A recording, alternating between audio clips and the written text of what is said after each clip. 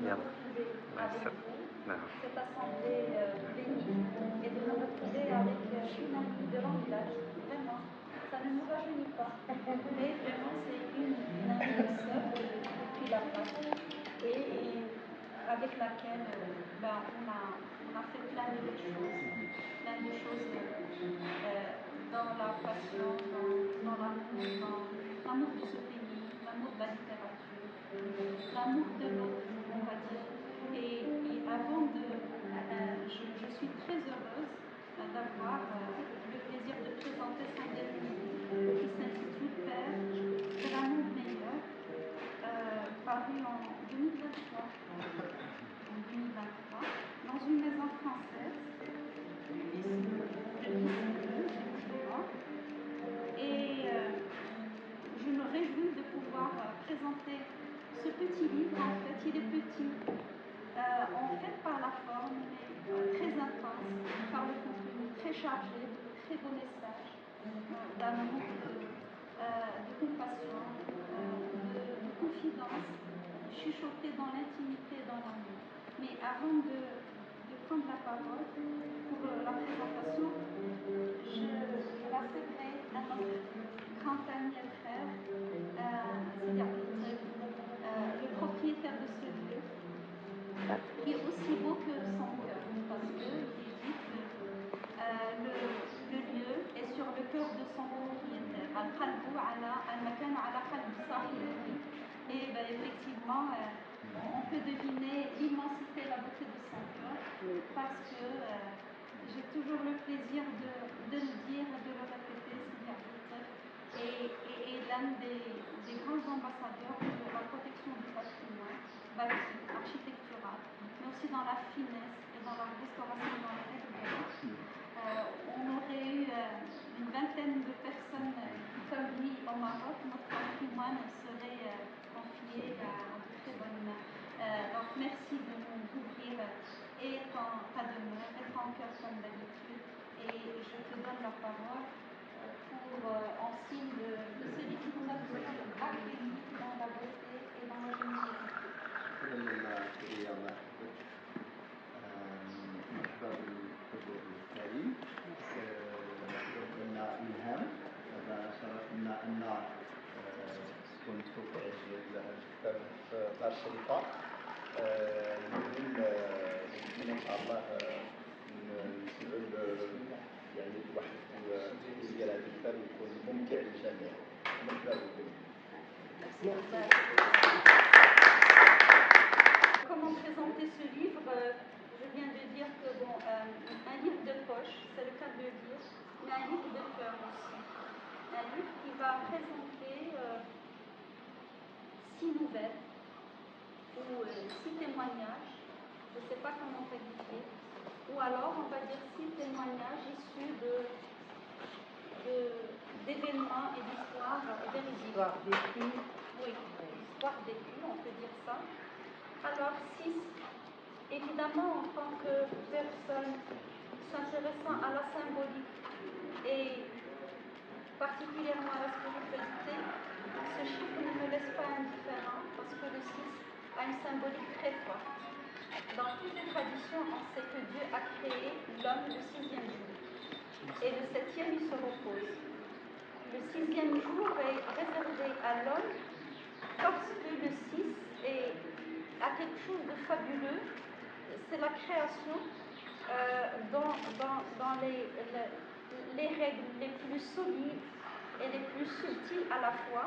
Et c'est pour ça que, vous savez, l'hexagone, les abeilles créent en 6, en hexagone, pour montrer que la forme du 6 est la forme la plus importante et qui ne laisse aucune possibilité à la déperdition de l'espace, mais en même temps qui est la plus forte, même si c'est la plus subtile. Et donc Dieu crée l'homme le 6e jour et il est dit qu'il se repose le 7e jour. On a l'habitude de dire Dieu se repose, mais le Coran nous apprend que l'homme se repose en Dieu le 7e jour. Et donc c'est le repos en Dieu le 7e jour qui va faire de cet homme effectivement le chef-d'œuvre de Dieu et qui va lui donner plein de capacités qu'il ne donne à personne d'autre, aucune autre créature, a autant de privilèges que l'homme, puisqu'il est le lieutenant de Dieu sur terre, Khalifatullah al-Azim. Il est aussi celui qui aura le privilège de la parole et celui qui aura le privilège de la méditation. C'est pour ça que Dieu, quand il crée son chef-d'œuvre, après avoir créé tout pour lui, il va créer l'homme le 6e jour et va libérer ses mains et va le mettre en station debout. C'est la seule créature qui est debout pour permettre à l'homme la possibilité de lever les yeux vers le ciel. C'est la seule posture où l'homme peut méditer en regardant le ciel et en établissant une connexion avec le ciel. Et pour cause, l'homme est le lien entre le ciel et la terre. L'homme est ce barzakh, ce qu'on appelle cet intermonde qui va relier ce qui est corporel et ce qui est spirituel, ce qui est solide et ce qui est subtil. Et donc l'homme va être cet intermédiaire entre ces deux mondes, mais va être lui-même ce microcosme qui va totaliser le match. Le 6, je ne sais pas si Ilham a eu cet Ilham certainement, c'est une inspirée certainement, elle porte l'autorité de son nom, et donc elle va vraiment présenter en 6 nouvelles tout ce lien entre cet homme qui est capable de tout, cet homme qui a la possibilité de méditer, de regarder le ciel, de se connecter avec Dieu, mais cet homme aussi qui est ancré à la terre et qui est capable de tout, qui est capable de vicier son environnement, qui est capable d'être vraiment dans les conditions les plus désastreuses et dans les plus basses modalités de son vie. Et c'est ça un peu l'épreuve de l'homme. Il est capable de transcendance comme il est capable d'aller vers les états inférieurs de son être. Et donc cet homme-là, Ilham a choisi de le voir sous son aspect féminin. Et ce Insan Kamil, Ilham va parler de l'aspect féminin de la femme.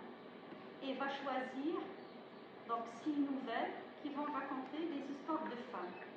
Des histoires de femmes ayant vécu des conditions dures, des vicissitudes de la vie, des échecs, des déceptions, des conditions vraiment qui ne correspondent pas à cette humanité qui caractérise en même temps l'homme et la femme, puisqu'elles vont se retrouver chacune à sa manière dans des conditions difficiles et dans des épreuves. Mais en même temps, ce qui est extrêmement subtil de sa part, c'est que ces femmes-là vont retrouver des issues à ces situations-là. Dans chaque histoire, il y a une issue.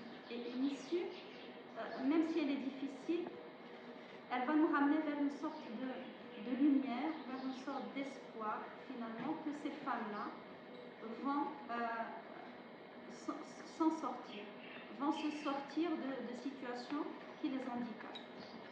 Chacune à sa manière, effectivement, mais chacune avec ce flair du féminin et ce secret que Dieu a mis dans le féminin. Par contre, plus on s'éloigne de cette proximité divine, plus l'homme peut dépasser certaines limites, et plus il ne se rend pas compte de l'importance de cette Ève. Et à ce moment-là, il peut lui imposer des conditions très très dures. Et c'est un peu ces conditions que nous raconte Ilham dans plusieurs de ces nouvelles, en nous ramenant à cet instinct de vie qui habite cette Ève. Et chacune, encore une fois, à sa manière. Cet instinct de vie et de survie qui va lui montrer à chaque fois la possibilité de sortir des conditions dramatiques que la vie et la contingence peuvent lui imposer, mais en même temps où Dieu a mis dans son cœur la possibilité de transcender, la possibilité de sortir à travers des causes secondes qui sont d'autres pères, d'autres semblables qu'elle, mais à travers aussi de ce qui la dépasse, à travers ce divin en elle-même qui lui permet en fait d'aller retrouver une solution vers sa meilleure modalité de l'être, dans une spiritualité qui lui est innée. Parce que chez la femme, contacter le divin est quelque chose qu'elle fait presque intuitivement et instinctivement. Elle le rencontre dans tout ce qu'elle fait au quotidien.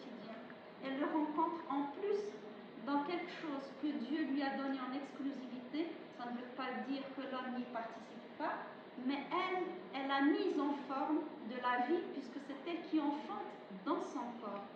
Et en devenant mère, elle va réaliser la station la plus, on va dire, élevée de son rapport avec le divin, puisqu'elle va reproduire le processus de la création divine par amour. La femme n'enfante jamais autrement que par amour.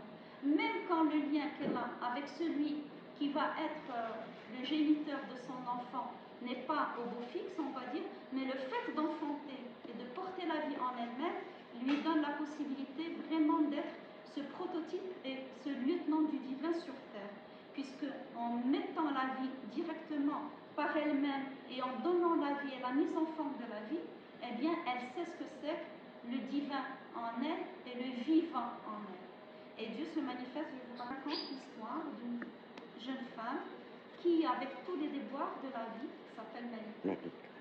Elle ne sait pas si elle s'appelle Malika ou Malika, puisque le nom est écrit en français.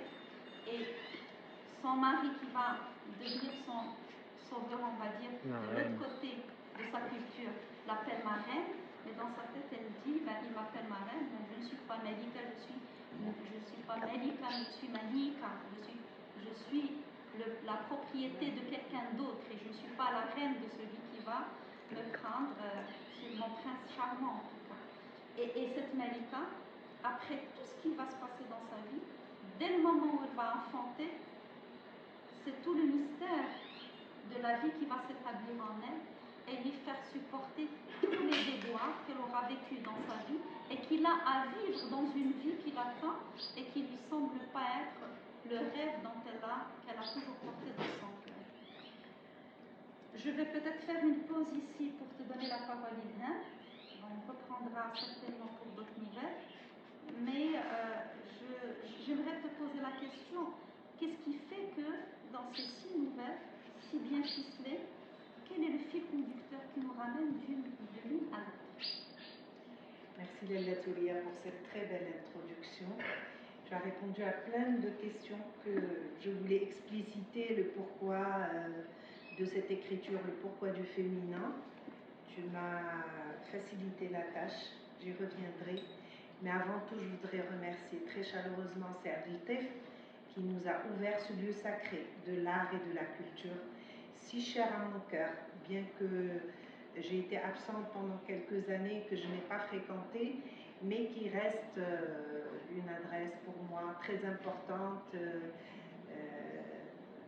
un endroit où j'ai déjà présenté mon livre, où j'ai déjà rencontré des gens de Marrakech et qui continue à exister de plus en plus fort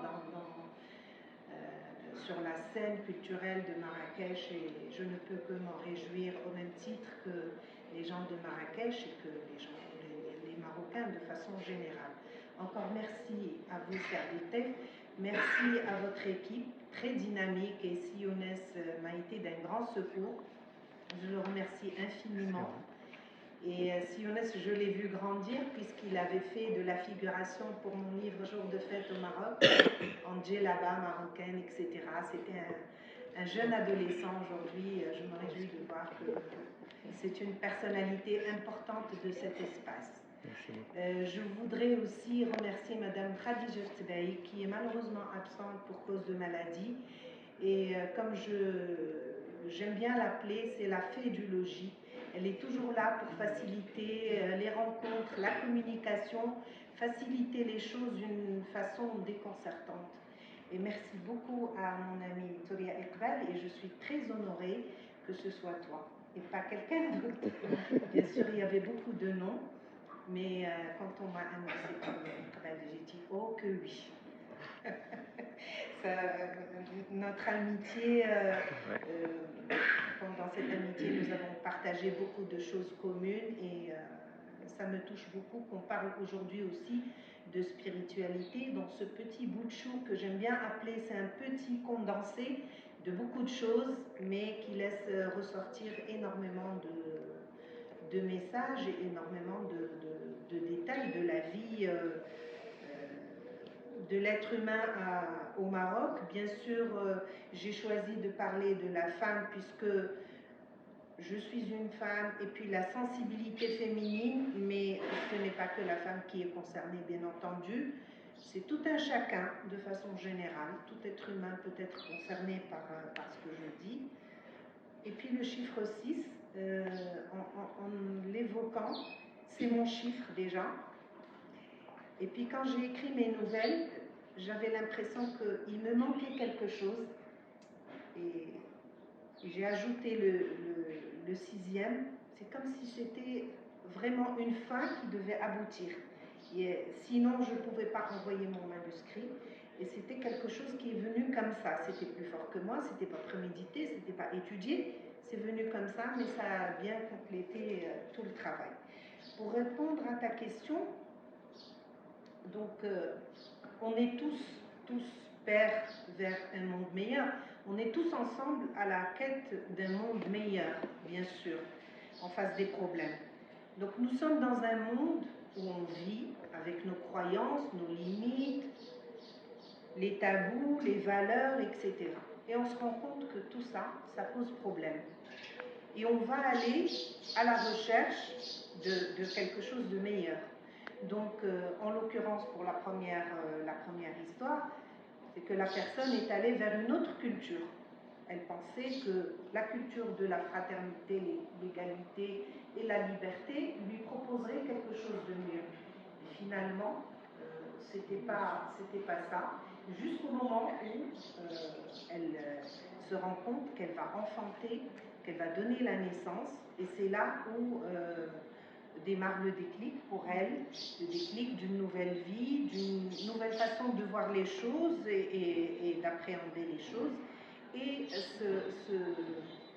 cette connexion divine que les femmes ressentent lorsqu'elles sont enceintes, lorsqu'elles se préparent pour donner la vie à un être humain, et puis mettre tout ce qui est en son possible pour lui offrir le meilleur dans la vie, parce que c'est quand même une responsabilité, c'est quand même un don, c'est un cadeau divin, parce que l'enfantement n'est pas quelque chose d'anodin. Et donc ça permet à cette personne, voilà, de s'en sortir et de transcender vers la création et la créativité. Je peux dire un mot sur les autres histoires, mais bien sûr, sous tes questions, ton contrôle, ta vision, puisque tu as eu tu as pris le temps de lire, de prendre des notes et de soulever énormément de questions, énormément de remarques. Et j'aimerais pas en parler comme ça, j'aimerais bien qu'à chaque fois, on fasse des allers-retours entre toi. Parfait. Écoute, nous arrivons à la deuxième nouvelle qui porte le nom de Père vers un monde meilleur et qui est le titre de tout le livre. Et effectivement, c'est la nouvelle qui prend le plus de pages et le plus de détails sur l'expérience d'une jeune fille qui va avoir des conditions qui ne sont pas du tout stimulantes pour son âge, puisqu'elle aura un drame dès le départ, elle sera confrontée à un viol qui sera intensifié et dont les blessures vont ressortir avec plus d'acuité pendant le confinement, alors qu'elle est jeune fille qui suit ses études en France. Et à partir de là, toute une série de mauvaises chances, on va dire, d'épreuves très très très dures, vont s'abattre sur cette jeune fille.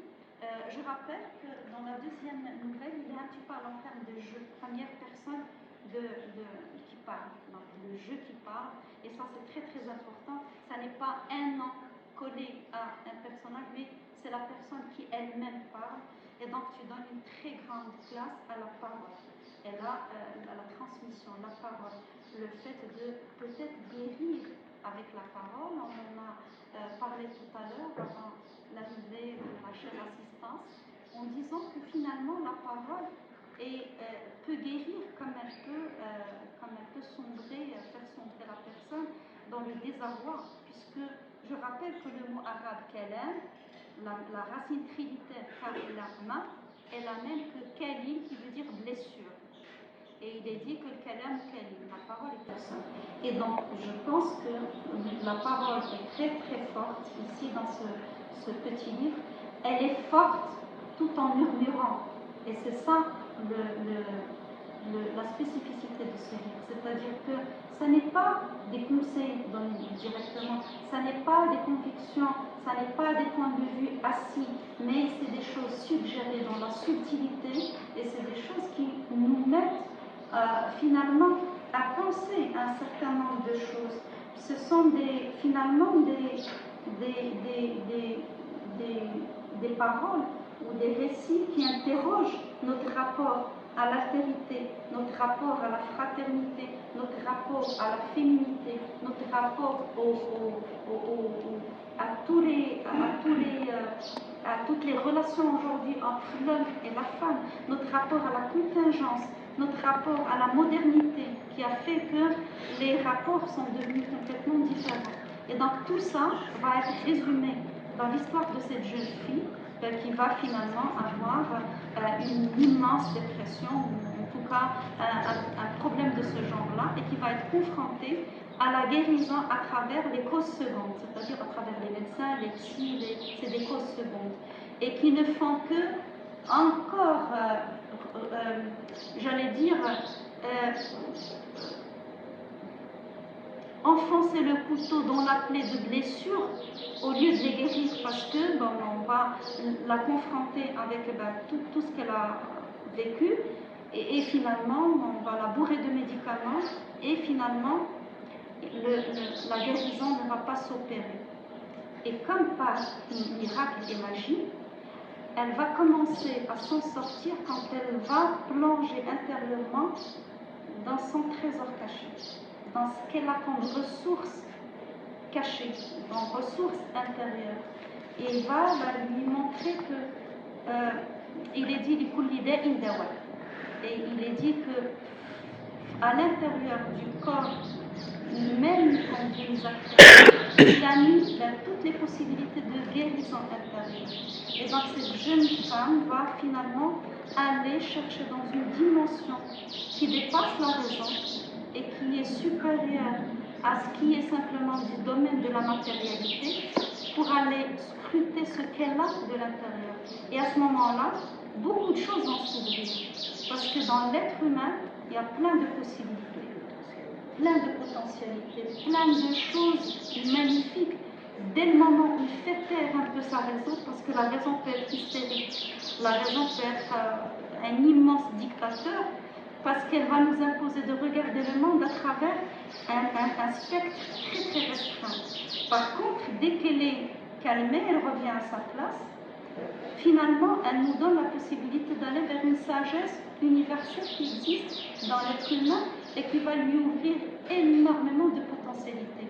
Dès le moment où cette rationalité et cette raison se calment, cet intellect reprend sa place, ça fait ouvrir les possibilités, taper dans le cœur, taper dans l'intuition, taper dans quelque chose d'intérieur. Et à ce moment-là, la jeune fille va expérimenter toutes ses ressources intérieures et puis va être guidée aussi sur le chemin d'un homme qui est l'antagonisme de celui qui l'a finalement souillé au départ. C'est un autre homme qui va restaurer ce qu'elle a restauré de l'intérieur, puisqu'elle va retrouver en lui la beauté, la gentillesse, la connexion avec le divin, puisque c'est un homme qui connaît Dieu, qui est très bien habillé, qui a l'âge de la raison, la maturité, et puis surtout l'esthétique et la beauté, aussi bien dans la parole que dans le paraître. Et ça, c'est très très important et c'est très très bien vu, puisque tu nous dis par là, quand l'homme est finalement en accord avec lui-même et en accord avec le divin en lui-même, il va le montrer sur lui d'abord et dans son rapport avec la femme.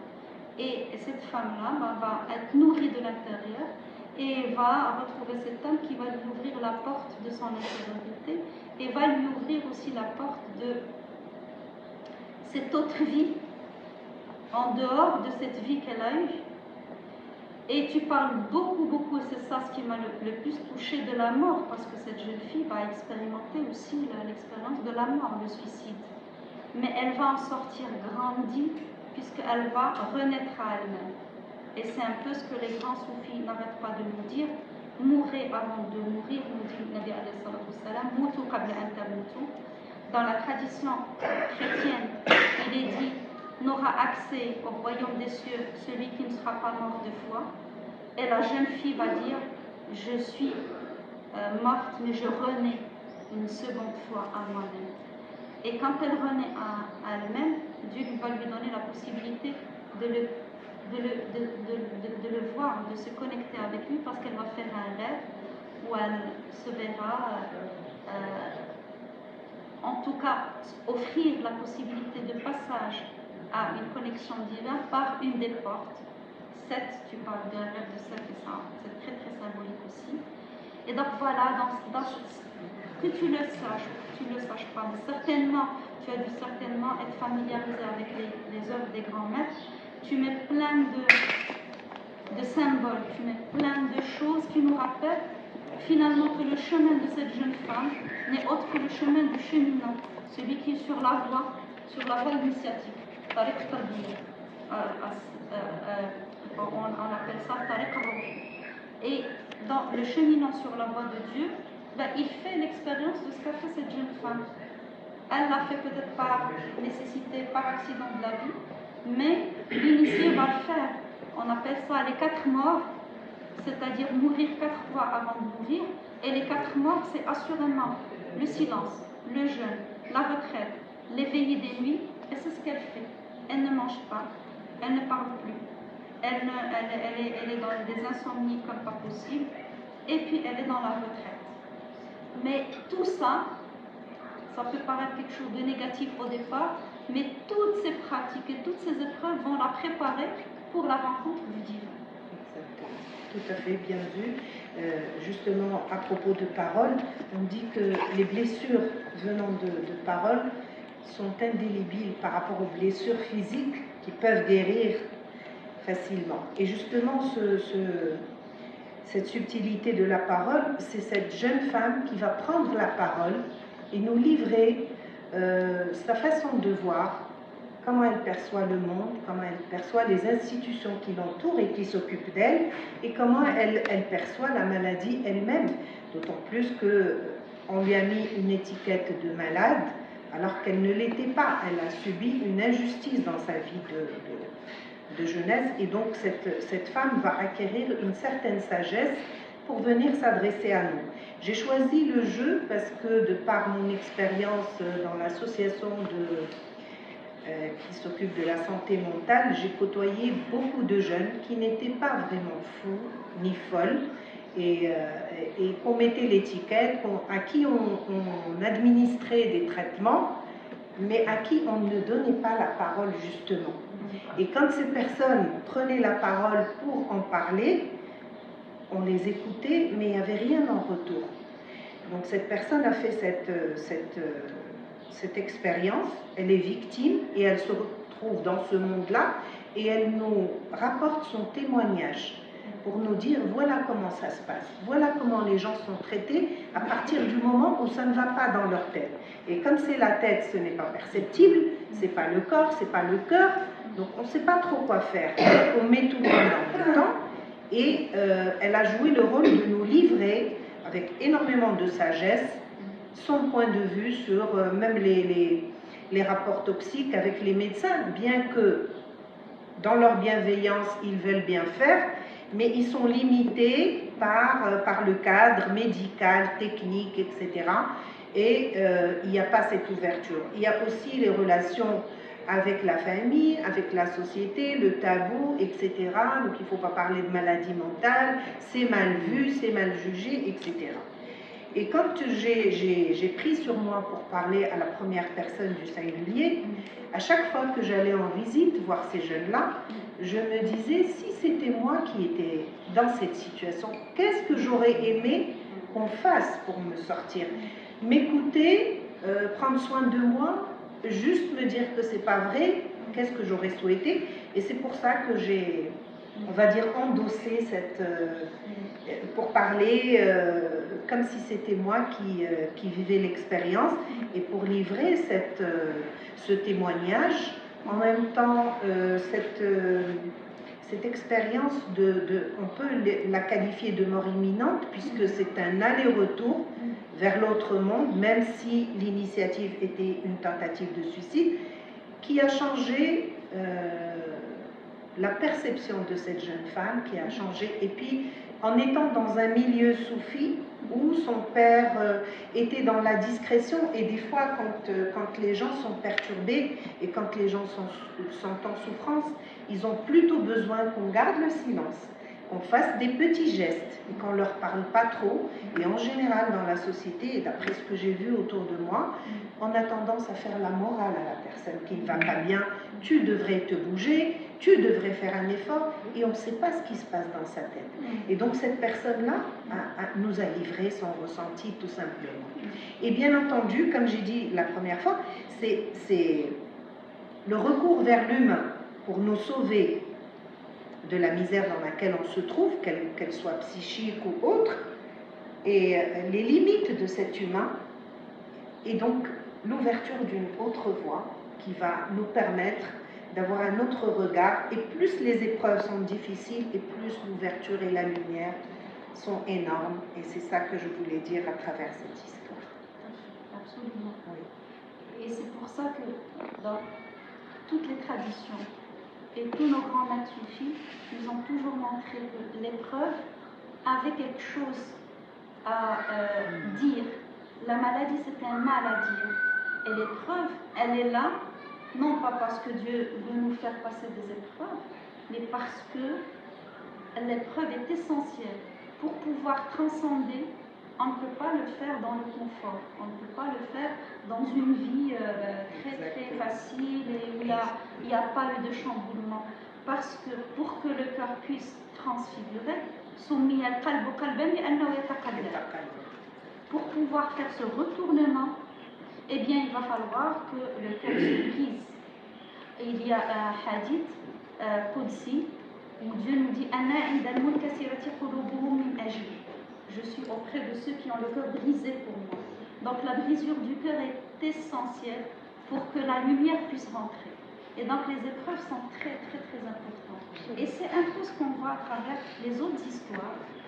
Il y en a une qui m'a beaucoup touchée. C'est celle de je crois que c'est la 5e, je pense.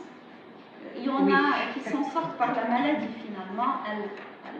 Elles ont outre la Manche, je pense. Oui, l'avant-dernière, outre la Manche, elle est vraiment, comment dirais-je, vraiment très bouleversante, je veux dire. C'est l'histoire d'une femme qui subit aussi des conditions qui ne sont pas les meilleures. Elle a un petit enfant et elle va devoir s'en sortir aussi dans des conditions de misère. Et la manière dont c'est écrit est tellement subtile, parce que finalement, elle est obligée finalement de mendier, de faire la manche. Mais la manière dont c'est dit, et la chute est tellement belle, parce qu'on a l'impression qu'elle est devant un bus qui va l'emmener vers un autre endroit, un autre espace, pour qu'elle puisse aller retrouver une issue, on va dire. Mais en fait, ce bus va lui permettre de faire la première activité de mendier dans sa vie, et elle a du mal, elle a de la pudeur, elle ne sait pas comment le faire, elle n'arrive pas à le faire, et finalement c'est dit d'une manière tellement douce et chuchotée, suggérée, qu'elle rentre dans le bus, et elle le parcourt, et on entend la résonance des pièces de monnaie. Des pièces de monnaie dans sa main. Et on comprend que finalement, elle n'avait pas d'autres possibilités que ça. Et dit comme ça, on peut finalement reprocher ce geste et ce comportement qui finalement honteux, on le qualifie de honteux, déshonorant pour l'être humain, Mais des fois, quand il n'y a que cette possibilité, surtout pour une femme qui est maman, qui a un petit enfant en bas âge, qui est encore allaitée, quand il va falloir le faire, elle va y aller. C'est-à-dire que rien ne va retenir une maman pour pouvoir subvenir aux besoins des enfants. Et c'est pour ça que, un petit peu ce que j'ai un petit peu l'habitude de parler avec des sœurs de Casablanca, avec qui j'échange chaque semaine, c'est de dire il faut qu'on arrête de juger les gens. Il faut vraiment ne pas...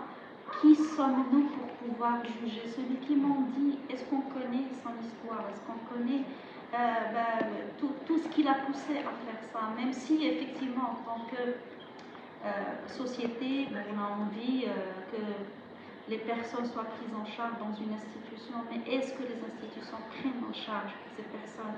Est-ce que ce n'est pas la famille qui doit faire ce relais? Est-ce que la famille, ce n'est pas la grande famille que nous sommes tous dans la fraternité? Et ça fait que quand on donne des sous, c'est rien du tout par rapport à nous, mais ça peut apporter beaucoup à des personnes qui sont dans un besoin inouï, et c'est le cas de cette jeune femme. Et je te remercie pour cette belle chute, d'une très grande subtilité et avec une plume magnifique.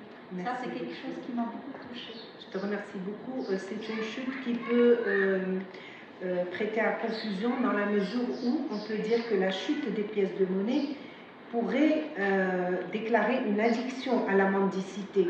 Mais en même temps, je voulais apporter une correction que quand on voit des gens mendier, il ne faut pas justement mettre une étiquette et dire pourquoi c'est un métier, ils gagnent beaucoup d'argent, etc. Il faut voir derrière tout ça et avant de faire le premier pas, avant de tendre la main, qu'est-ce qui se passe comme souffrance dans la tête et le cœur de ces personnes-là.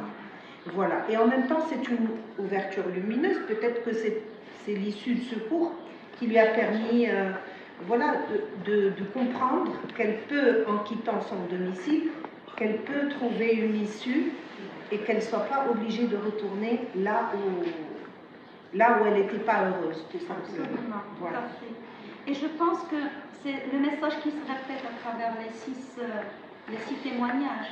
C'est-à-dire que finalement, on a la possibilité, la femme peut trouver en elle-même la possibilité de trouver une issue, quelle qu'elle soit, même aussi déshonorante qu'elle puisse paraître dans le cas de cette jeune femme.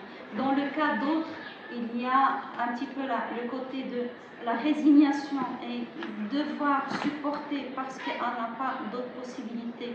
Mais en même temps, en parlant et en dénonçant ça, même le fait d'être résigné n'est plus une résignation puisque la parole est là pour témoigner de vie finalement gâchée. Ça, c'est un peu l'apparence de toutes ces nouvelles. Mais quand on revient à cette dimension du plus haut que soi, du suprarationnel, du spirituel, toutes ces choses-là, toutes ces épreuves nous confortent finalement dans le fait qu'être éprouvé, c'est pouvoir transcender. Être éprouvé, c'est de pouvoir quitter, comme on dirait aujourd'hui, sa zone de confort pour aller retrouver d'autres ressources. Et les autres ressources ne sont jamais en dehors de soi.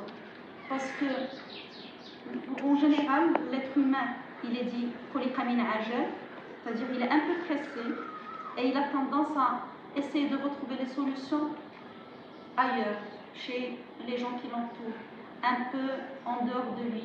Mais pouvoir aller retrouver cette richesse intérieure, pouvoir aller interroger le trésor intérieur en lui-même. Je rappelle que Dieu nous a créés par amour et il est dit dans un hadith Qudsi,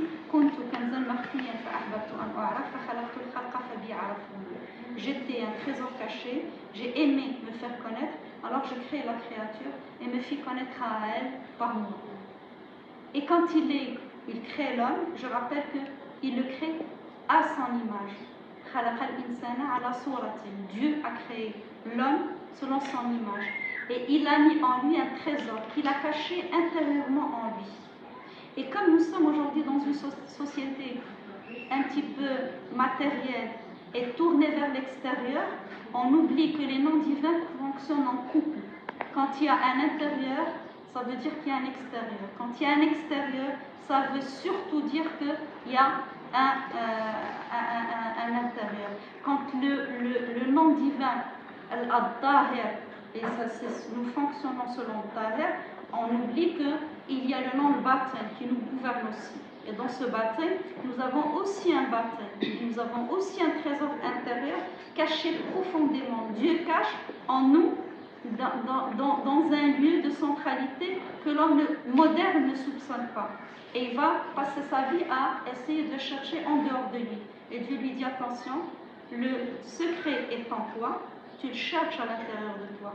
Le trésor caché est caché en toi, il n'est pas caché à l'extérieur, va le retrouver en toi. Pour pouvoir aller retrouver ce trésor intérieur, il va falloir passer des zones d'ombre, son désert intérieur, et une fois retrouvé, on ne peut pas aller retrouver son trésor intérieur sans quête. Et on ne peut pas faire de quête sans épreuve. Et on ne peut pas faire une évolution vers la meilleure modalité de l'être si on n'est pas éprouvé. Et donc, vu comme ça, l'épreuve est bénéfique. Et toute épreuve, en général, est bénéfique. Parce que j'aimerais beaucoup rappeler ça, on oublie. Dieu ne nous a pas créés pour être malheureux. Dieu nous a créés pour être heureux. Dieu nous a créés pour aller vers lui, vers cette transcendance qui fait l'équilibre en nous. Mais on l'oublie parce que, chemin faisant, on est accroché aux causes secondes. Et on oublie que tout ça, ce ne sont que des causes secondes pour aller retrouver le divin en nous. Une fois retrouvé, eh bien, qu'est-ce que c'est facile d'intégrer toutes les épreuves. Et toutes les personnes qui ont vécu des épreuves très très difficiles nous disent aujourd'hui et témoignent que bienvenue à cette épreuve si elle a été capable de faire de moi ce que je suis aujourd'hui. Tous les cheminants vers Dieu ne peuvent pas ne pas être éprouvés, à commencer par les prophètes, à commencer par les grands maîtres, à commencer par les awliya, à commencer. Et je rappelle que dans le langage de tous les jours, on appelle la femme Waliya. Et comment? Pour être waliya, le wali, c'est l'ami de Dieu. Pour être waliya, il va falloir affronter l'épreuve. Pour être waliya, il va falloir faire de sorte à sortir tout son courage et confronter les grandes épreuves de la vie. Confronter même la mort, puisque la mort est l'issue de toute personne. Et aller au-devant de cette mort et de ce passage qui va nous conduire vers lui dans un autre monde. Mais on meurt à chaque fois. Ce n'est pas la fin de la vie biologique qui constitue le passage. Mais quand il est dit « Inna lillahi wa inna ilayhi raji'un », forcément, chaque pas que nous faisons nous ramène vers lui. Chaque souffle, chaque inspire et chaque expire, ce n'est qu'un retour vers lui. Et chaque moment est un moment de renaissance. On renaît à chaque moment et on renaît grandi à chaque moment. Donc autant être ces waliyets qui sont capables de voir Dieu partout, par des épreuves très très très dures. Et merci Ilham d'avoir témoigné en tout cas de ces waliyets. Oui, le maître mot c'est la recherche de l'amour. Mais forcément, on cherche l'amour à côté, autour de nous, en face de nous, auprès des humains qui ont aussi des limites et des souffrances.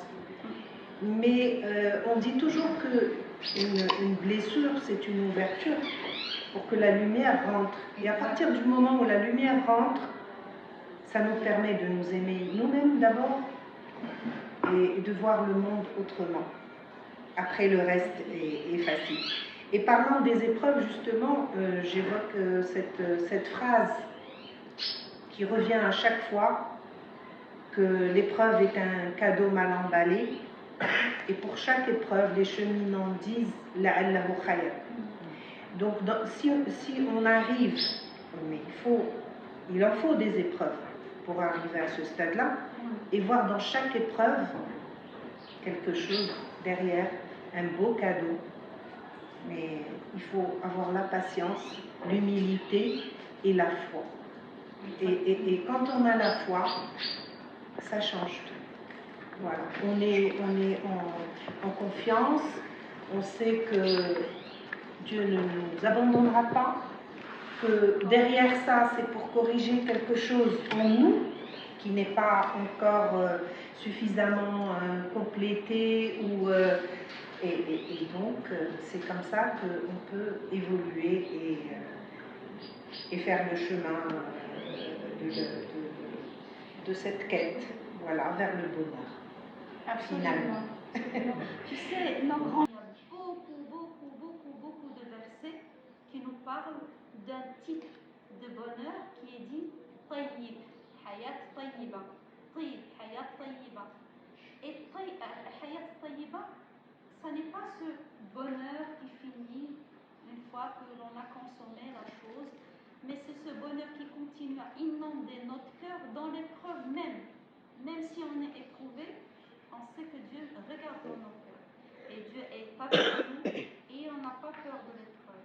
Même quand c'est une épreuve très dure, même si c'est la maladie, même si c'est les conditions les plus dramatiques, même si c'est les rapports les plus difficiles avec le conjoint, même si c'est les rapports les plus conflictueux avec la famille, quand Dieu habite le cœur de son serviteur, eh bien il est serein.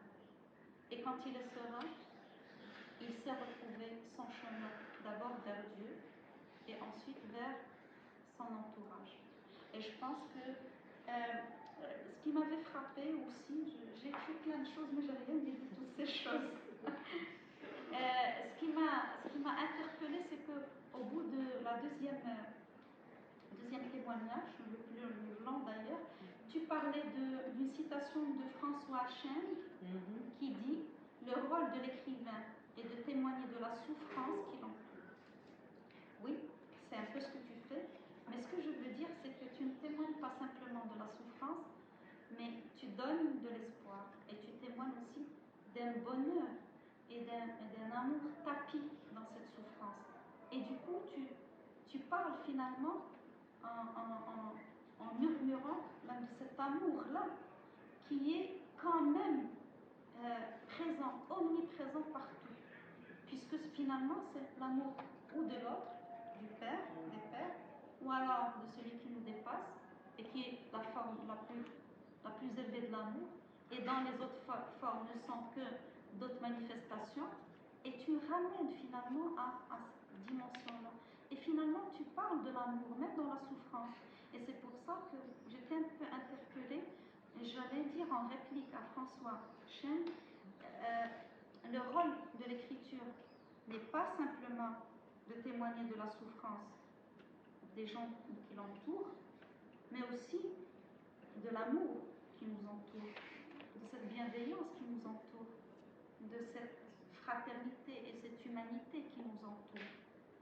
Et je rappelle que quand tu parles de six nouvelles, chez les anciens, les lettres correspondaient à des nombres, ou alors les nombres correspondent à des lettres. Et le nombre qui correspond au waouh, justement au 6, c'est le waouh. C'est juste le 6 inversé. Et le waouh chez les anciens, c'est la lettre de Woud. Et c'est la première lettre d'un nom très important dans la dimension de l'islam et chez les soufis qui s'appelle Wadoud. Et dans certains zawiyas, on l'invoque par Yawadoud, Yawadoud, Yawadoud. Quand vous allez en Turquie par exemple, vous allez trouver plein de waouh. Il y a les gens qui se prosternent au waouh parce que pour eux, c'est le nom de Wadoud. Et je pense que dans toute souffrance est tapis de l'amour. Et toute souffrance est une épreuve qui va faire naître cet amour potentiel dans l'être. Et donc, aucune souffrance n'est gratuite. Toutes les souffrances sont là pour nous ramener vers ce divin en nous et cette dimension de l'amour en nous. C'est si bien dit. Et justement, quand je parle de témoignage de la souffrance, c'est-à-dire qu'il faut qu'il y ait une prise de conscience de cette souffrance et du rôle de la souffrance. Pourquoi nous sommes amenés à souffrir, mais à différents niveaux. Et quand tu as évoqué tout à l'heure qu'il y avait des gens qui souffraient plus que d'autres, c'est juste pour rectifier ce qui leur manque. Est-ce qu'il y a des personnes qui ont besoin d'expérimenter une certaine souffrance pour la transcender? Voilà, donc c'est dans ce sens-là que j'ai évoqué. Et puis parler de la souffrance, on n'a pas trop l'habitude. Donc on évoque la souffrance, on la détermine comment elle peut se manifester pour pouvoir l'appréhender et pour pouvoir la dépasser aussi. Donc c'était ça l'objectif, et puis c'est dans ce sens que m'a parlé cette phrase que j'ai reproduite. C'était dans ce sens-là. Mais c'est vrai qu'il y a différentes lectures, et à chaque fois c'est intéressant de voir la réaction de chacun par rapport au récit. Je te remercie beaucoup pour cette approche spirituelle, parce que c'est très fortement ancré dans la spiritualité, et chose qui n'a pas été relevée par tous ceux qui m'ont accompagné dans la présentation du livre. Je me réjouis aujourd'hui de pouvoir en parler davantage. Voilà. Exactement. Et voilà, la bonne personne pour en parler, c'était toi. Voilà. En tout cas, je suis très heureuse. J'ai laissé Marrakech en dernier lieu, mais c'était pas pour rien. J'avais besoin de faire le tour et puis de finir à Marrakech, qui m'est très cher. Et voilà. Et voilà que je fus surprise par ton accompagnement, et c'était vraiment un cadeau pour moi. Je te remercie infiniment, je te remercie pour tous les éclairages que tu as donnés, et ta lecture un petit peu spéciale, qui a fait ressortir des choses que je voulais dire et que tu les as si bien évoquées, si bien mis en valeur. Encore merci. Je me réjouis d'être à tes côtés, parce que ça fait longtemps que je ne t'ai pas vue. Et c'est aussi l'occasion de te dire tout ce que tu représentes pour moi, tout l'amour que j'ai pour toi.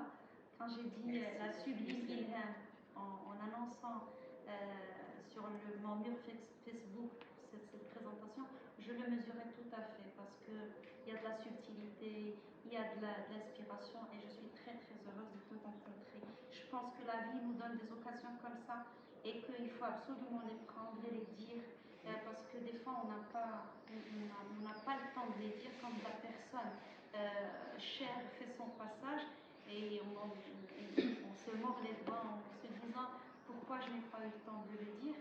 Et je pense que chaque fois que Dieu met une personne sur notre chemin, c'est qu'il y a quelque chose qu'elle a à nous dire, et on a quelque chose à lui dire. Et au-delà de cette présentation, j'ai eu vraiment beaucoup de bonheur à lire ton livre. Je pense que Dieu nous a remis sur le chemin l'une de l'autre pour te dire combien tu es précieuse. Merci, je pense que tu sais que c'est réciproque. Après tant d'années, on ne s'est pas revus, mais je t'apprécie beaucoup, j'apprécie le travail que tu fais et ce que tu représentes en tant que personne. Et vraiment, j'étais très, très, très contente quand on m'a annoncé que c'est Touria Iqbal qui allait m'accompagner, parce que je savais qu'il y aurait une autre lecture entre les lignes. Et ça me manquait, et je ne pouvais pas le crier, parce que c'est comme si on se faisait de la publicité. Voilà, j'ai parlé de ça, j'ai parlé. Il me fallait la personne adaptée, adéquate, et même si on ne s'est pas vu pendant plusieurs années, je crois qu'on se suit réciproquement, on s'intéresse à ce que chacune de nous fait, et c'est ça qui est important, au-delà des frontières.